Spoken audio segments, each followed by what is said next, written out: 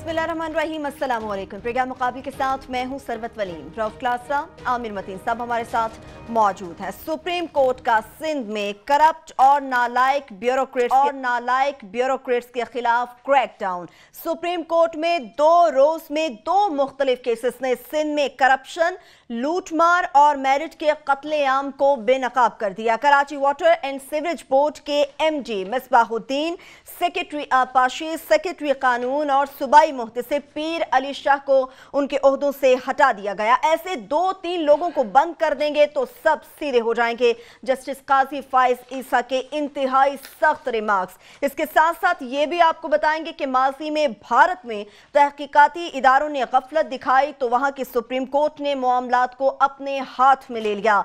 भारतीय central bureau of investigation यानी कि CBI ने तहकीकात में गफलत दिखाई तो सुप्रीम कोर्ट ने अपने इख्तियारात का इस्तेमाल किया। भारतीय सुप्रीम कोर्ट इस नतीजे पर पहुंची कि जहां पर भी कानून साजी में सुकम होगा वहां पर अदलिया आगे बढ़ेगी और अपना किरदार अदा करेगी। आपको बताएंगे कि भारतीय सुप्रीम कोर्ट ने किन किन केसेस में तहकीकात की निगरानी का किरदार खुद अदा किया। प्रोग्राम के दूसरे हिस्से में आपको बताएंगे 400 ब्यूरोक्रेट्स की तरक्की का स्कैंडल मजीद पुरस्कार हो चुका है। सेंट्रल सिलेक्शन बोर्ड से लेकर वजीर आजम नवाज शरीफ तक की नाइंसाफी की सनसनीखेज कहानी। तरक्कियों के सिलसिले में अपने साथ होने वाली नाइंसाफियों पर अफसरान ने सुप्रीम कोर्ट का दरवाजा खटखटाने का फैसला कर लिया। ब्राजील में पाकिस्तान के सफीर बुरहानुल इस्लाम की सेक्रेटरी खारजा एजाज चौधरी पर संगीन इल्जामात की बुछाड़। एक खत भी मंजरेआम पर आया है, वो भी आपके साथ शेयर करेंगे। और प्रोग्राम के आखिरी हिस्से में आपको बताएंगे कि पाकिस्तान में 30 से ज्यादा बैंकों में 3 सालों में 4 खरब 72 अरब रुपए का मुनाफा कमाया गया है। कर्जों में डूबे हुए मुल्क के बैंक खरबों रुपए का मुनाफा आखिर किस तरह से कमा रहे हैं। हमारी ज़राअत तबाह हो चुकी, इंडस्ट्री मफलूज है, मगर बैंकिंग सेक्टर मुनाफे में आखिर किस तरह से मुमकिन हो सकता है। क्लासेस साहब, सबसे पहले हम कराची से यानी कि सिंध से शुरू करेंगे। आज भी हमने देखा कि 2 अहम केसेस की समाअत हुई है और 4 जो अहम ब्यूरोक्रेट्स है वो फारिग कर दिए गए, यानी कि अदलिया एक बार फिर से आवाम को इंसाफ देने की तरफ रहा। ये वो बात थी जो हम दावा तो नहीं करते, लेकिन मेरा ख्याल है थोड़ा सा क्रेडिट हम ये ले लेते हैं, आमिर मतीन और मैं अपने मुंह मियाँ मिठू बांध लेते हैं। पिछले 1 साल से मुसलसल जब से हमने ये शो शुरू किया है हमारा फोकस अदलिया रही है और जिस भी चीफ जस्टिस ने कोई अच्छे फैसले किए हैं माजी में भी हमने उनके साथ खड़े हुए। बहुत सारे लोगों के हमें ताने भी सुनने पड़ते हैं। मसलन दरमियान में हमने देखा चीफ जस्टिस जवाद ख्वाजा साहब आए थे, उन्होंने 0 टॉलरेंस रखा और कम अज़ कम जवाद ख्वाजा के क्रेडिट पे 1 केस हो जाता है।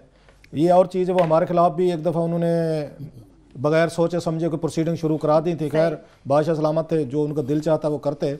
उसके बाद जस्टिस हाकिम निसार साहब ने मेहरबानी फरमाई, उन्होंने उस केस को रिव्यू किया तो कोई ऐसी चीज़ नहीं थी वो। लेकिन मैं फिर भी समझता हूँ कि उन्होंने जवाद ख्वाजा साहब के क्रेडिट जाता है कि वो इस मुल्क में बल्दियाती इलेक्शन करवा के गए। ये और चीज़ है कि बल्दियाती इलेक्शन की पावर्स उसके बाद जिस तरह घसीट के इन्होंने उसका बेड़ा गर्क किया हुआ है। पंजाब देख लें, सिंध देख लें, सुप्रीम कोर्ट के कहने पे करा तो लिए थे इन जमहूरियत पसंदों ने, लेकिन हजम नहीं हुए।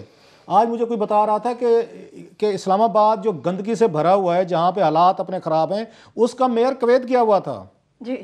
वो नसर शेख साहब जो हैं, क्या नाम है उनका पूरा, वो उनका नाम ही नहीं आता मैं, वो आज वज़ीर आज़म के साथ वहाँ चले हुए थे। वो नई लीज ऑफ लाइफ लेने गए होंगे। पिछले दिन वज़ीर आज़म साहब ने उनके भी नलायकी और उनकी कारकर्दगी पे सवालात उठाए थे। तो मैं सिंपली ये कहना चाह रहा हूँ, थोड़ा सा सुप्रीम कोर्ट ऑफ पाकिस्तान जो है सिंध पे बड़ा अच्छा उनका जोर जा रहा है, थोड़ा सा बाकी भी कोई इस्लामाबाद की हद तक भी ज़रा जो नलायकियाँ सामने आ रही हैं।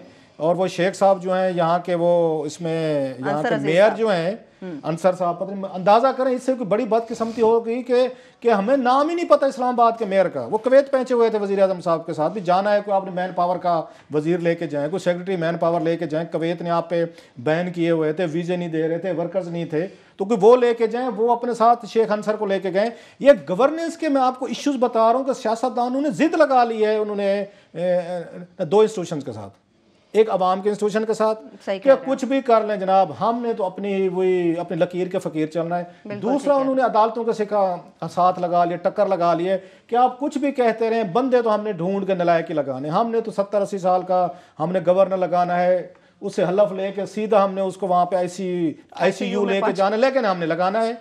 हमने अंसर शेख एक पुराना CDA का कंट्रैक्टर था, हमने उसको लगाना है, आपने जो कुछ करना है कर लें, क्योंकि उन्होंने हमें F11 में और मरी में उन्होंने हमें घर बना के दिए थे। ये आपको क्राइटेरिया बता रहा हूँ जिस वजह से आज सिंध में ये कहना पड़ गया सुप्रीम कोर्ट का, पर्टिकुलरली मस से मेरे तो फेवरेट हैं और लोगों को भी होंगे, वो ये जस्टिस काजी फैज ईसा साहब, बेशक इसमें बड़ी खूबसूरत बात की उन्होंने, अगर 2-4 को अंदर करें, इनको बंद करें। हम यही कहते हैं कि जब तक आपकी सुप्रीम कोर्ट एक्शन में नहीं आएगी, यहाँ इस मुल्क में जहाँ पे आपके सारी ब्यूरोक्रेसी आपकी रिग्ड हो चुकी है, वो आएंगे हम। जो ब्यूरोक्रेसी का जिस तरह की डमी ब्यूरोक्रेसी आप पैदा कर रहे हैं, जो आपने प्रमोशंस का स्कैंडल सामने आया है, जिस तरीके की पिक एंड चूज किए जा रहे हैं, जैसे CBS तबाह हो चुका है, सेंट्रल सर्विस बोर्ड जो है जी सिलेक्शन बोर्ड, और जैसे प्राइम मिनिस्टर ऑफिस में 2-4 जकूटे जिन बैठे हुए हैं और वो मर्जी के नाम डाल रहे हैं और निकाल रहे हैं, उसका बर्बादी तो ऑब्वियस है।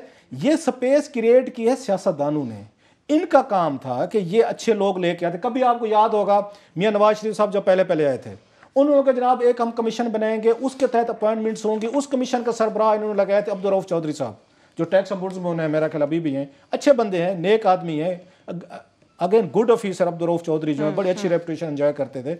लेकिन एक दिन हमने सुना वो बोर्ड ही टूट गया। अब रऊफ चौधरी साहब को पता ही नहीं है कि वो जनाब वो आपने बंदे जो लगाने थे, उसके बाद फिर बंदर बांट शुरू हो गई, फिर जिसको चाहो लगा दो, एक बंदर बांटी तो चलती है। लिहाजा सुप्रीम कोर्ट ने जो काम सिंध में शुरू किया है, इन्होंने कल भी 2 वहां पे इन्होंने लोगों को बरतरफ किया है, आज भी उन्होंने बहुत बड़ा एक काम किया है। वैसे ये मामूली बात नहीं, सूबाई मोहतसिब को डिसमिस करना आमिर साहब, बुराए खवातीन तहफ़्फ़ुज़, और याद रहे कि आज शायद औरतों का दिन है, तो आज की कल 8 को होता है, 8 मार्च को, 12 की मुनासबत से ये एक मैसेज है। और थोड़ी सी मेहरबानी फरमाएं, एक हल्का सा सुप्रीम कोर्ट ऑफ पाकिस्तान जो है वो जरा इस पे भी गौर फरमा ले कि जो सूबाई मोहतसिब हैं उन पे भी एक बड़ा पुराना एक केस पड़ा है कि अमान सदर के दिनों से वो भी ईदी खा पी गए, विफाकी मोहसिब साहब जो हैं। ये ज़रा देखें से कि इंसाफ के इदारों पे किन किन लोगों को बिठाया गया जो गरीबों का जस्टिट्यूट का फंड खा गए, उनको आपने विफाकी मोहसिब लगा के गए थे जरदारी साहब, और एक और चेयरमैन थे उनके साथ सेक्रेटरी थे वहाँ पे मलिक आसिफ अयाज साहब, उनको फेडरल सर्विस पब्लिक का चेयरमैन लगा दिया सर। जो गरीबों का फंड्स खा गए, वहाँ लाखों करोड़ों पे इन्होंने अमान सदर से खा गए ईदी के नाम पे। सुप्रीम कोर्ट को ये काम करना पड़ेगा और बिल्कुल इन्हें दबाव में नहीं आना चाहिए। ऐसा लगता है आगाज हो गया। मेरे जैसे जो दानिश्वर बैठेंगे टीवी पे समझाने की कोशिश करेंगे जी इदारों को अपनी हदूद में रहना चाहिए। आप हदूद में रह रहे हैं, मतलब सियासतदान जिस तरीके का ये काम कर रहे हैं, जिस तरह की स्टोरी सामने आ रही है, स्कैंडल्स आ रहे हैं, जो ईंट उठाए नीचे से स्कैंडल, आप अपनी हदूद में रह रहे हैं। आपकी पार्लियामेंट बिल्कुल इनइफेक्टिव हो चुकी है, कोई वहां पे आप काम नहीं कर, पनामा पे आप कुछ नहीं कर सके। आज फिर सुन रहे थे जनाब के उस पर कमेटी बना दो जी, ये इन पे फौजी उस पे, ये पनामा पे भी आपने बना के देखी थी। ये मुल्क को पीछे लेके जाना चाहते हैं। सुप्रीम कोर्ट को बिल्कुल इनके दबाव में नहीं आना चाहिए।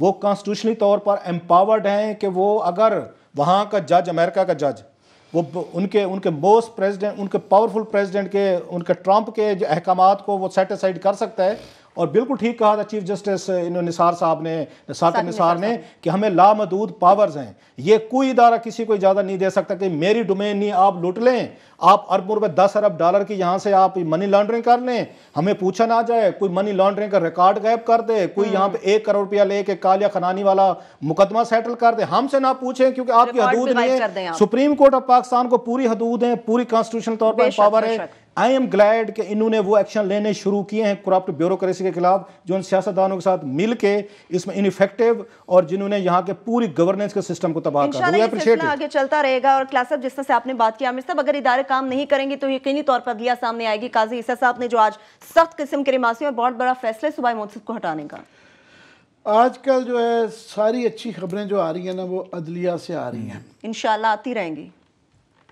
बुरी बात इसलिए है कि असूली तौर पे तो ये जो 3 पिलर्स ऑफ स्टेट है, रियासत के 3 पिलर्स हैं, सबको अपना अपना काम करना चाहिए।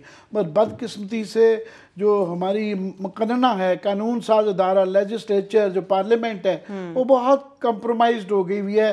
वहाँ PAC पब्लिक अकाउंट कमेटी है, उसमें से कोई आता ही नहीं, अगर आ भी जाए तो उसका कुछ बनता नहीं है। बाकी वहाँ पावर लॉबीज़ के अक्सरियत जो है ना उनके नुमाइंदे हैं, उनका काम सिर्फ है पावर लॉबीज़ को, कोई फलाना माफिया, कोई फलाना माफिया, उनके इंटरेस्ट को वॉच करें, और गरीब आदमी की सुनवाई के लिए वहाँ कोई नहीं है। और इंतज़ामिया का हाल ये आज पूरे हम 2-3 दिन से कर रहे हैं कि जो 193 अफसरान वापस गए हुए हैं, पूरी ब्यूरोक्रेसी का जो हाल इंतजामिया का इन्होंने कर दिया है, उसके ऊपर 2 सेगमेंट्स रखे हुए हैं, तो घूम फिर के फिर अदालत के पास ही रह गया, चॉइस नहीं है। और अगर वहीं से नहीं आएगा तो फिर ये सारा सिस्टम बैठ जाएगा, ऑलरेडी बैठ गया भाई, ये मजीद बैठ जाएगा। तो आज 2-4 खबरें बड़ी अच्छी आई हैं। एक तो चीफ जस्टिस साहब ने, साकिब निसार साहब ने, उन्होंने, हम कहते रहते हैं कि जनाब ये आप रिफॉर्म्स करें और फौरी इंसाफ थोड़ा सा करें, बहुत साल लग जाते हैं। तो आज उन्होंने एक मुकदमे में शनीद दी है कि हम जुर्माने करेंगे जो बिला वजह पीलें लेके आ जाते हैं, ऐसे उठा के, उनकी तरफ से आई। फिर ये बहुत जिसका भी जिक्र किया है क्लास साहब ने कि सूबाई सिंध के जो मुतसिब हैं उनको फारिग कर दिया हुआ है। उन पर इल्ज़ाम यह है कि जनाब वो जज साहब कहते हैं कि जी अपनी बीवी, बेटे, बच्चियाँ, उन सबको उन्होंने जो है लगवा दिया था रिश्तेदारों को, और वो अवाम का पैसा है, खाओ पियो याशी करो, खाना पूरी के लिए इश्तिहार छाप दिए जाते हैं। ये काजी फायजी साहब का रिमार्क्स हैं। ऐसे 2-3 लोग को बंद कर दे तो सब सीधे हो जाएंगे। ये बड़ा ज़रूरी है कि इस तरह के स्ट्रक्चर्स आएँ। उसके बाद जो कल हम बात करते रहे हैं, ब्रेक ले लें। कराची में पानी की जो सूरत हाल है, जो लोग पी रहे हैं, और ये इशू नहीं है, सारा दिन इमरान खान ने ये कह दिया, वो कह दिया, भाई भूखे मर रहे हैं, प्यास पानी कैसा पी रहे हैं। सही है, ठीक है, छोटी सी ब्रेक ले लेते हैं। जब ब्रेक से वापस आएंगे तो कल भी वाटर कमीशन की जो रिपोर्ट है उससे मुतालिक आपको बताया था, आज उसका फॉलोअप भी देंगे। इसके साथ साथ आपको ये भी बताएंगे कि जब इदारे काम ना करें तो फिर सुप्रीम कोर्ट, अदलिया सामने आती है। भारत में भी ऐसी बेशबहा मिसालें मिलती हैं। हम साय मुल्क भारत से भी बताएंगे कि कौन कौन से अहम केसेस में तहकीकात की निगरानी का किरदार भारतीय सुप्रीम कोर्ट ने खुद अदा किया। हमारे साथ रहिए।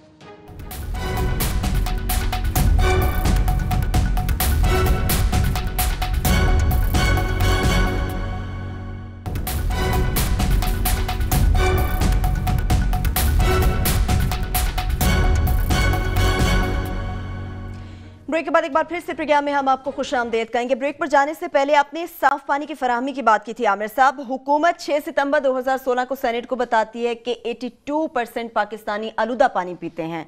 220 अरब खर्च कर दिया जाता है 2012 से 16 तक। कहाँ जाता है ये पैसा अगर पानी साफ ही नहीं आ रहा कहीं? एक आम आदमी को बता दें 82% का मतलब है 16 करोड़ लोग पोल्यूटेड गंदा पानी पी रहे हैं पाकिस्तान में। 20 करोड़ में से अगर आप निकालें तकरीबन 15-16 करोड़। ये हुकूमत की अपनी रिपोर्ट है, ये हमारे ये रिपोर्ट की कापी पड़ी हुकूमत ने खुद तस्लीम की है। ये हमारी खबर नहीं है, ये हमारी मेन स्ट्रीम प्रेस का, मीडिया का ये हिस्सा ही नहीं है। 16 करोड़ पानी नहीं मिल रहा। और आपको और मेरे बचपन में मुझे याद है कि पानी नल पे बड़ा अच्छा मिलता था, और हम हंसते थे कि सुना है सऊदी अरेबिया में लोग पानी खरीद के पीते हैं। अभी वही पानी हमारा पानी हमें पैक करके वो इतना महंगा बेचा जा रहा है। और एक्चुअल पानी के लिए पिछले 25-30 साल में जो हुक्मरान रहे हैं उन्होंने कुछ नहीं किया। ये तो 16 करोड़ की बात करें ना, अभी जो सिंध की जो रिपोर्ट आई है उससे वो सारे पाकिस्तान की स्टोरी है। उससे एक्चुअली आपके साउथ ऑफ पंजाब और बलूचिस्तान में तो उससे भी वर्ष है, उससे भी ज्यादा हेपेटाइटिस। और इसके अंदर जो दिल दहलाने वाली, कल परसों हम तफसीलात पिछले हफ्ते बताते रहे हैं कि उसके अंदर हेपेटाइटिस का वायरस है, उसके अंदर जो है कैंसर का वायरस है, उसके अंदर तमाम ही बीमारियों का वायरस है।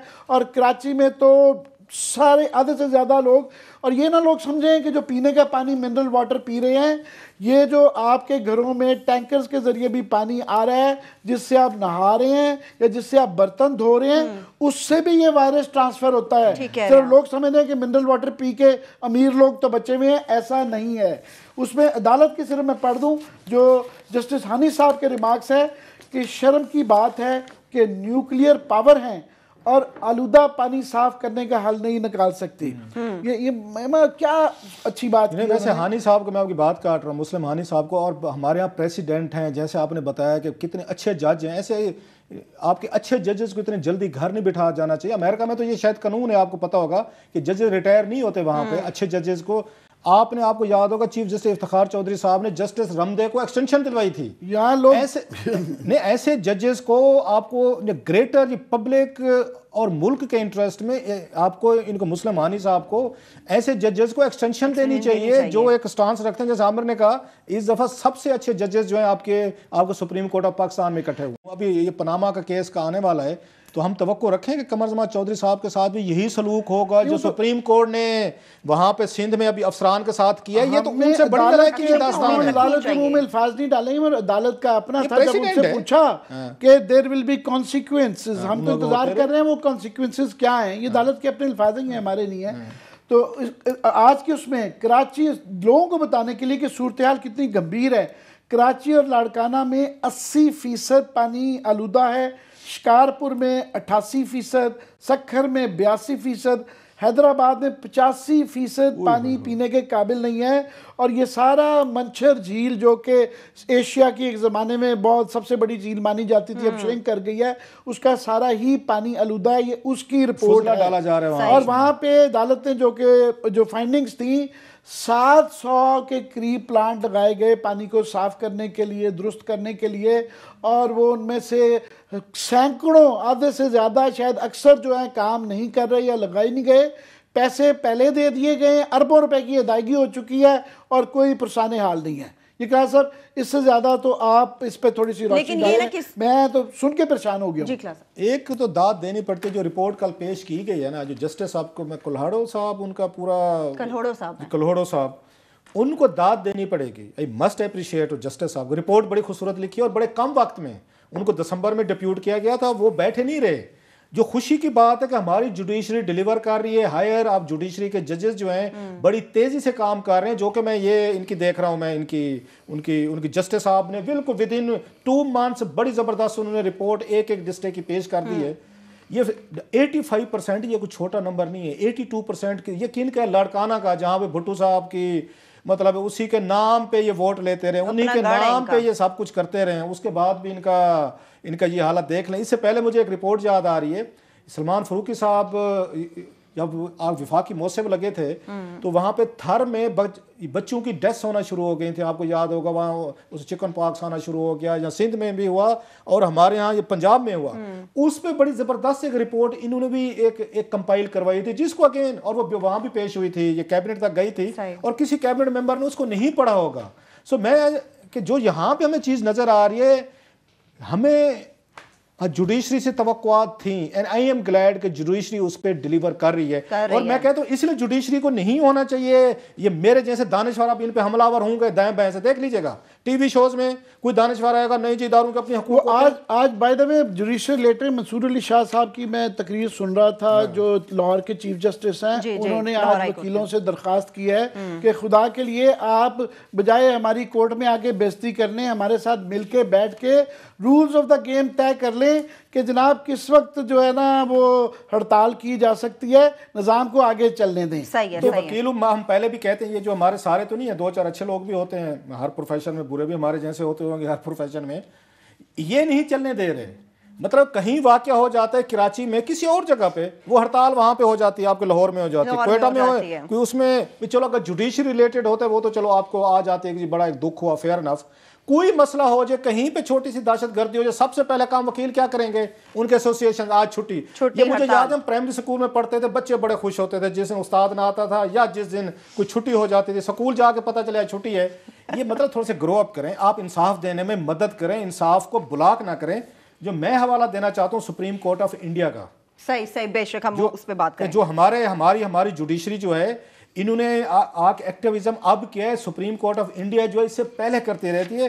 जो उनका मशहूर केस आया था सीबीआई का, जिसपे हम कहते हैं कि जब उनको ये पता चला, जो इंडिया की सबसे बड़ी उनकी इन्वेस्टिगेशन उनकी थी, उनको सेंट्रल ब्यूरो ऑफ इन्वेस्टिगेशन, एक बहुत बड़ा वहां पे एक सहाफी है नारायण, वो नारायण एक वहां पे केस लेके गए थे जिसको हवाला केस कहा जाता है, और एक अगेन जर्नलिस्ट थे और उनका इंडिया में बड़ा उन्होंने इन्वेस्टिगेटिव काम किया है, बड़ा नाम है उनका वहां पे, उनका नाम है वनीत नारायण। तो वनीत नारायण ने वहां पे जाके पिटीशन की थी उसमें सुप्रीम कोर्ट में। उन्होंने कहा जो फलां स्कैंडल्स हैं जिसको हवाला स्कैंडल किया जाता है, और सीबीआई जो है सेंट्रल ब्यूरो ऑफ इन्वेस्टिगेशन जो है ये काम ही नहीं कर रही, वही पाकिस्तानी स्टाइल वही FIA, वही नैब, वही FBI, वही SCCP, वही आपके मतलब वही, क्योंकि इंडिया और पाकिस्तान अल्लाह के फजल से कुछ ज्यादा वो नहीं है, वैसे तो बड़ा मुकाबला है। अप्रोचेस, माइंड सेट, काम करने, इनएफिशिएंसी, करप्शन, वो पाकिस्तानी ब्यूरोक्रेसी हो या इंडियन हो, वो अल्लाह के फजल से एक जैसे हैं। तो CBI को जाके सुप्रीम कोर्ट ने बकायदा इस पे, जो हमने थोड़ा सा डाटा निकाला है और उस पर रिसर्च किया हमने,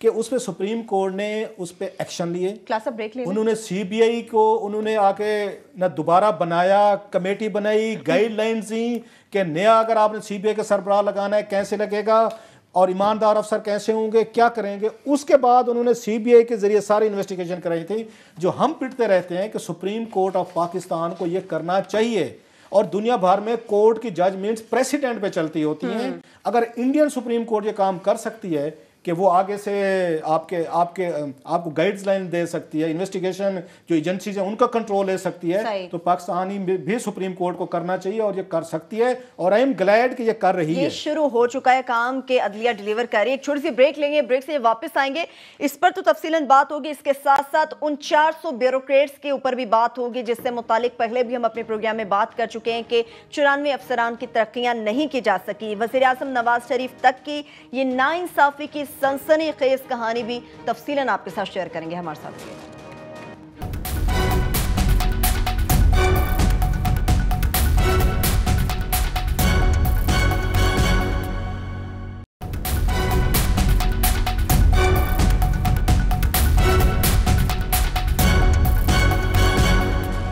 ब्रेक के बाद एक बार फिर से प्रोग्राम में हम आपको खुशामदीद कहेंगे। आमिर साहब, ब्रेक पर जाने से पहले 400 ब्यूरोक्रेट्स की जो तरक्की का स्कैंडल है उसके मुतालिक बात की थी। क्या ये इसमें मजीद पेचीदगियां पैदा हो गई हैं या कुछ नई कहानियां सामने आ गई हैं? ये मामला हल क्यों नहीं हो रहा? हल तो क्या, ये जो पाकिस्तान की तारीख में इस तरह कभी हुआ नहीं है कि 400 में से 93 लोगों के आप वापस भेज दें, 1/4 इतने बड़े अफसरान की तादाद जो है ना वापस भेज दें। तो ये इसके कॉन्सिक्वेंसेस के जो नुकसान हैं वो अगले 15-20 साल तक चलेंगे। ये 20वें ग्रेड 21वें ग्रेड के लोग हैं। सो ये एक बिल्कुल एक कोहराम मचा हुआ है ब्यूरोक्रेसी के सर्कल्स में। और जिस तरीके से ये किया गया है, अब ये जब होता ही है कि जब खूब खराबियां करते हैं तो ऑटोमेटिकली फिर अदालत के पास चला जाती है बात। आप अपने पास, जब आपके पास ये इख्तियारात होते हैं, अच्छे तरीके से इस्तेमाल करें। और ये भूल रहे हैं कि पैनामा चल रहा है इस वक्त। जो जजेस बैठे वो शॉर्ट ऑर्डर लिख रहे होंगे या उसकी तैयारी कर रहे होंगे, वो वहां पे जो है वो यही देख रहे हैं, केस है अदारे मफलूज होने का, कि जनाब वहां पे ये जो ईमानदारी का और हुदैबिया केस के ये FIA ने, नैब ने, पुलिस ने वो तफ्तीशें नहीं की, इदारे मफलूज हुए हैं। इदारे कैसे मफलूज होते हैं? जब आप अपनी मर्जी के 93 लोग वापस भेज दें जो एक प्रोसीजर के तहत आए हैं। पहले तो ये है कि वो वहाँ पे भी CSB में जो सिलेक्शन बोर्ड बनाया गया हुआ था, पहले तो वहाँ पे आधे लोगों को जो है ना पसंद नापसंद जो है, तरीकाकार वहाँ क्या होता है, वहाँ काफ़ी सारे अपनी मर्जी के लोग लगाए हुए थे। और जो सेक्शन हेड्स होते हैं, जिस तरह पंजाब पुलिस को सखेरा साहब ने रिप्रेजेंट करना था किया, फॉरेन ऑफिस के अंदर जो है फॉरेन सेक्रेटरी जो एजाज अहमद जो अब अमेरिका जा चुके हैं उन्होंने रिप्रेजेंट करना। पहले तो वो ही अपनी लिस्टें ना, आधे लोग जो नापसंदीदा हैं उन्हीं से ही उनको चाकू लगवा देते हैं और वो उनके नाम ही नहीं पेश होते बोर्ड में, या उनको मुतल्लिक कुछ ना कुछ एडवर्स रिपोर्ट्स लगा देती जाती हैं। उसके बावजूद वहां पे जो नाम पहले मारे गए, याद रहे कि इसके अंदर क्या साहब 84 नाम जो हैं वो डिफर किए गए हैं, सुपरसीड किए गए हैं, वो लोग जिनकी तरक्कियां नहीं हुई। और मजे की बात यह है कि प्राइम मिनिस्टर के ऑफिस में फिर एक सुपर बोर्ड बना, लोगों को याद दिला दें जिनको ये पूरी स्टोरी नहीं पता, जिसके अंदर उन्होंने नई IB की रिपोर्टें बनाई, नई तरीका कोई करके 93 लोगों को वापस कर दिया, 93 लोगों को वापस भेज दिया।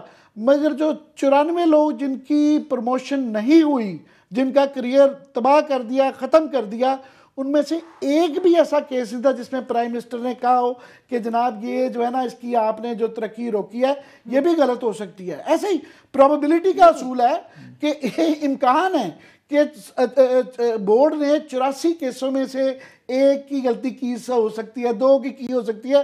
हालांकि अगले प्रोग्राम में बताएंगे किन किन लोगों की तरक्की नहीं हुई। एक आध वो जो हमारे बंगाली भाई एम्बेसडर हैं उनकी स्टोरी तो अभी आप बताने वाले हैं। मुख्तसरन ये कि वो सारे अब बेचारे क्या करें, वो कुछ लोग जा रहे हैं इस्लामाबाद हाई कोर्ट में क्योंकि ऑलरेडी ये फैसला वहां से आया हुआ है और 2015 का उन्होंने रोक दिया हुआ है, जिसमें फवाद हसन फवाद साहब और उनके जो मेन आदमी इसको करवाने के लिए प्रेशर करवाने के लिए नवीन चीमा मारूफ साहब भेजे गए थे। उनको जो है उनके नाम 2015 में अभी वो भी एनाल हो गए, उनकी भी तरक्की नहीं हुई हुई। तो वही आप देख रहे हैं कि इनको हटा के वो लग जाएंगे 22वें ग्रेड में, वो भी एक लीगल लेकुना है। बाकी लोग सुप्रीम कोर्ट में जा रहे हैं जो ऑलरेडी केस चला हुआ है उसमें अपने आप को शामिल करवा रहे हैं। जस्ट लास्ट ये कह दूं, मजे की बात ये है कि जो तरक्कियां हुई थी कि जो बोर्ड ने पास कर दिए लोग, एक साहब है मुबारक अली साहब, जॉइंट सेक्रेटरी थे वो कैड में, फौरन उनकी तरक्की आई, उनको फौरन जॉइंट सेक्रेटरी लगा दिया गया। जिस दिन बल्कि लास्ट प्रोग्राम कर रहे थे और लोग हमें मजाक कर रहे थे, नीचे पट्टियां चल रही थी कि मुबारक अली साहब को करप्शन के इल्जाम में सस्पेंड कर दिया गया। जी। जिनको इसी प्राइम मिनिस्टर के बोर्ड ने तरक्की दी, उनको 3 दिन बाद जो है उनको सस्पेंड कर दिया खुद ही। बाकी ये जो 94 लोग हैं इनके मतलब ये कहा जाता है कि इनमें से 90% ऐसे हैं जिनको उनके करियर में उनकी कोई एक्सप्लेनेशन भी कॉल नहीं हुई हुई। ज़्यादातर ये अच्छे लोग हैं, सिर्फ ये कि ये नून लीग के लोग नहीं हैं। किसी पे ये इल्ज़ाम है कि जनाब इन्होंने पीपल्स पार्टी के दौर में किया, किसी ने मुशर्रफ के दौर में किया, सर ये हमारे नहीं है। या तो फिर वहाँ पे जो फवाद साहब बैठे हुए हैं या और लोग बैठे हुए हैं, ज़ाती ग्रजेस हैं, उनका गुस्सा इनके करियर तबाह करके निकाल रहे हैं। लास्टली ये तबाह करके ये क्या समझते हैं कि ये गवर्नेंस बेहतर हो जाएगी या इनको फ़ायदा हो जाएगा। इस वक्त इतनी डिमोरलाइजेशन है ब्यूरोक्रेसी के अंदर। सिर्फ लास्टली इंफॉर्मेशन की कि इंफॉर्मेशन मिनिस्ट्री जो कि बड़ी डोसाइल है, उनके यहाँ बगावत हो चुकी हुई है। आपके और हमारे भी शफकत जलील साहब जो हैं उन्होंने लीव भेज दिया है। उन्होंने कहा जनाब ये शोएब सिद्दीकी साहब जिनको मेरा हेड लगाया भाई ये मेरे बैचमेट है, मैं अच्छा नहीं लगता उनके अंडर काम करता हुआ, तो छुट्टी पे चले गए हैं। क्वेटा कमीशन में फंसाने वाले भी जो उन पे आई थी ना, सारे के सारे ये फंसाने वाले शोएब सिद्दीकी साहब थे, यही पेश हुए थे। और काजी फैज ईसा साहब ने जो भी इनके बारे में ये ना कमेंट्स दिए ना मिनिस्ट्री और चौधरी साहब के बारे में, शोएब सिद्दीकी साहब की ही मेहरबानी की इस वजह से था। और मुझे ये बताया गया कि शोएब सिद्दीकी साहब वो सेक्रेटरी लगने का चार्ज लेने को तैयार नहीं थे। चौधरी निसार अली खान साहब की सिफारिश करवाई गई, उन्होंने सिफारिश पे लिया है। और दुख की पता आमिर, पता इसमें बात क्या है कि आपकी 2 बड़ी टॉप की पोजीशंस होती हैं उसकी ब्यूरोक्रेसी में। 2 टॉप की जो पोजीशन थी इस वक्त जिन पे तरक्की नहीं देगी, एक प्रेस सेक्रेटरी टू ये प्राइम मिनिस्टर होता है, एक प्रेस आपका सेक्रेटरी टू प्रेसिडेंट होता है। अब दोनों जगहों पे से कूटे लग गए हैं। अब डीएमजी अफसर जो है वो आपका प्रेस सेक्रेटरी लगा है वजीर आजम पाकिस्तान का, तो वो कैसे इनको प्रमोट होने देगा? जो उसमें आपके ज़हूर बरलास की प्रमोशन रुक गई है। Nasir Jamal again brilliant officer, Nasir Jamal को ये तो वहां पे जो बैठे हुए हैं, जो डीएमजी का अफसर बैठा हुआ है, जो वजीर आजम का प्रेस सेक्रेटरी लगा हुआ, जिस पोस्ट पे इन लोगों ने लगना था वहां डीएमजी बैठा है। वो सुना ऐवान सदर में कराची से किसी भाई साहब को ले आए हैं, जो पोस्टें इनकी थी ना उनको प्रमोशन दे रहे हैं ना उनको टॉप की पोजीशन दे रहे हैं। आप उस पे कर रहे हैं। अगर आपने ब्रेक पे नहीं जाना तो मैं फिर आके जरा मैं बुरहान साहब पे ठीक है, बिल्कुल एक छोटी सी हम ब्रेक लेंगे और बुरहानुल इस्लाम साहब से मुतालिक में बात करेंगे और इस तमाम तर सूरत हाल में अब आगे क्या होने जा रहा है। इसके साथ साथ ये भी आपको बताएंगे कि पाकिस्तान में 30 से ज्यादा ऐसे बैंक हैं जो कि 3 सालों में 4 खरब 72 अरब रुपए का मुनाफा कमा चुके हैं। हर इंडस्ट्री डूबती जा रही है, लेकिन जो अगर बैंकिंग सेक्टर को देखें तो वो आखिर मुनाफे में किस तरह से जा रहा है, इस पर बात करेंगे हमारे साथ।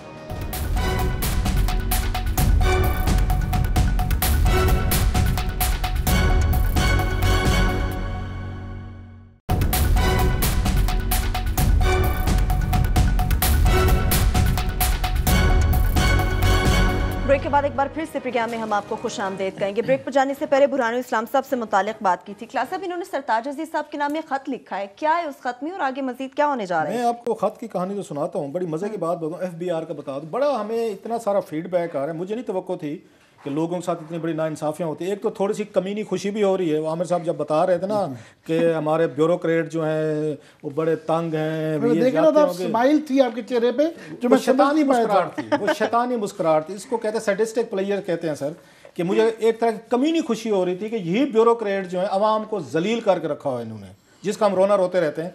अब आया ना ऊंट पहाड़ के नीचे, अब पता चला ना जैसे नाइंसाफी आप लोगों के साथ हो रही है तो कैसे हार्ट भरने के होते हैं जब आप करते हैं वो अवाम के साथ। आपने वहां पे उसकी लगाई हुई है, चिट्टियां लगाई हुई हैं, एंटर नहीं हो सकते, बाबू बैठे अच्छे वालों को इस तरह ही रोका जाता है। वो जो है ना जो डूअर हैं, फुआद हसन फुआद जैसे गो गेटर, ये सब गो गेटर। चले अब आपका दिल नरम है तो मैं ज्यादा कुछ नहीं कह सकता। अदरवाइज मैं आपको बताऊं, ये जितनी नाइंसाफी इनके साथ हुई है ना, इनमें से बहुत कम होंगे जो अगलों को इंसाफ देंगे। आज इनको सारा इंसाफ मिल जाएगा ना, ये समझेगा मेरा राइट है। ये एप्लीकेंट जो आए हैं ना, इनको दबा के रखो, इनकी फेंटे लगाओ, ये इंसान नहीं है। इनको सबक सीखने चाहिए कि आपके साथ नाइंसाफी होती है तो कितना दुख होता है। जो लोग आपके साथ आते हैं सर्विसेज के लिए, आपके पास इख्तियार होता है, उस वक्त आप जो फिरौन बने बैठे हो, गर्दन में इतने बड़े बड़े सरी है, जरा उन सरियों को जरा तोड़े। खुदा इसलिए थोड़ी सी आप लोगों को सजा भी देता है। नो कमिंग टू, आपको मजे की बात बताऊं, FBR की वहां पे एक केस आया सामने, क्योंकि लगे हुए ना आजकल ढूंढ रहे हैं। ये बड़ा फॉलो अप है, we will keep on following it. ये बड़ी लंबी स्टोरी है, लंबी कहानी है।